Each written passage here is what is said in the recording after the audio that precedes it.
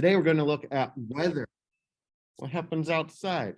The wind, the rain, the clouds. And in science, we call that meteorology. Meteorology is the study of weather. But it turns out that weather is more than just the rain or the snow or the wind.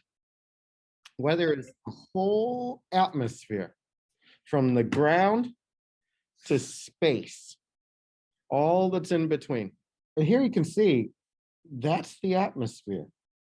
It's this tiny little skinny envelope of gas that goes around our planet. Now, if you were to take a breath of air, what are you actually breathing? We know we need oxygen to breathe as humans, but what else goes into our body when we breathe? It turns out it's a bunch of stuff. And oxygen's not even the most. Oxygen is part of what we breathe, but the most of what we breathe is a gas called nitrogen. Carbon dioxide is what plants need. And see, it's a very small amount that is in our air. Clouds, rain, ice, snow. Weather happens at the bottom of our atmosphere, this last stripe that you see. But notice that our atmosphere has other parts. It really does have layers. And we don't see them when we look up. They're invisible. It's like looking through glass. Here you can see one of the layers. You can see the top of the layer because the cloud that makes this hurricane goes up, up, up, up, up, and then it stops. It can't go any farther. And that's because it hit the top of the layer. It can't go anymore.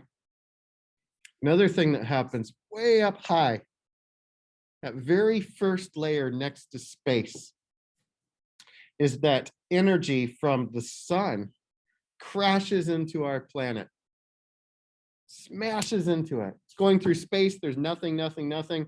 All of a sudden, there's a few little molecules that's our planet, and it hits it, and it glows. And we call that an aurora, those pretty lights that you see. There's some more of them. We only see these up north because that's where the energy can sneak in, because around us, we have a big magnetic field that blocks all of this. There's a few places on Earth where it can sneak in and light up our sky. We can even see it from space. When we're in space, see how the light hits the planet and it makes a line, it makes a streak as it comes in. It's very pretty. It's like fireworks in the clouds in the sky. The most important thing I need you to know is that the layers have to do with temperature. So here you see that in the first layer where we get weather, the temperature goes down, it goes backwards, decreases, gets cold. And we know that if you go up top of a mountain, it's cold at the top. The air spreads out and it gets cooler. And then there's a little pause. So we call this bottom layer the troposphere. That's the bottom one where we get weather. And then we have the tropopause. And notice it's where the temperature pauses or switches. And then it's just a zigzag, like a Z. It goes back and it gets hotter again. In the second layer, we call that the stratosphere. And the temperatures go back up because we have a gas called ozone. And ozone traps the energy and makes it warmer. So then at the top of that, we have the stratopause, where it switches again. And then, like normal, everything gets cold. So that's called the mesosphere. And everything goes back down. Then we have the mesopause. And look, it switches again. The pause, tropopause, stratopause, mesopause. The pause is where it switches.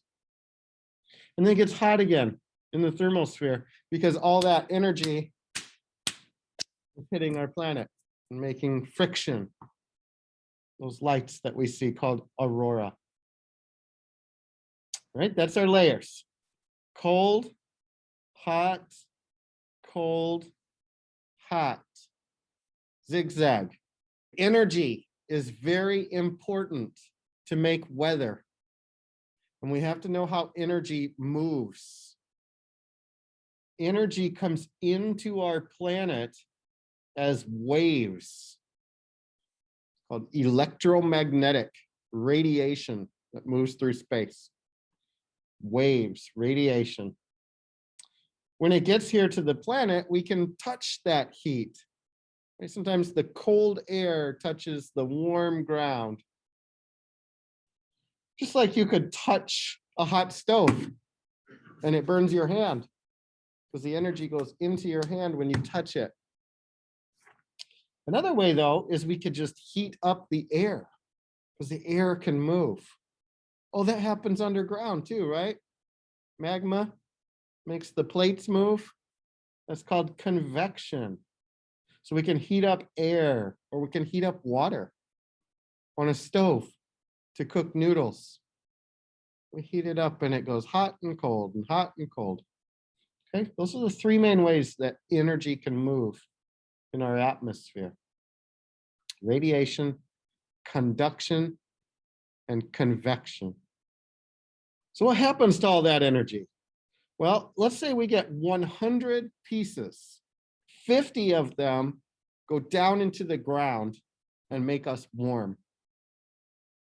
But 30 of them bounce off and go back into space. They bounce off the air, they bounce off the cloud, they bounce off the ground, or a building, or a road, or a lake. Okay? 30 of that 100 go right back to space. That means almost 70 come into our planet every day. When we get too hot, if we got 70 today and 70 tomorrow and 70 the next day, that would get too hot, right? So at nighttime, look what happens. At nighttime, 70 of them go back into space. The Earth is hot from when it slammed together.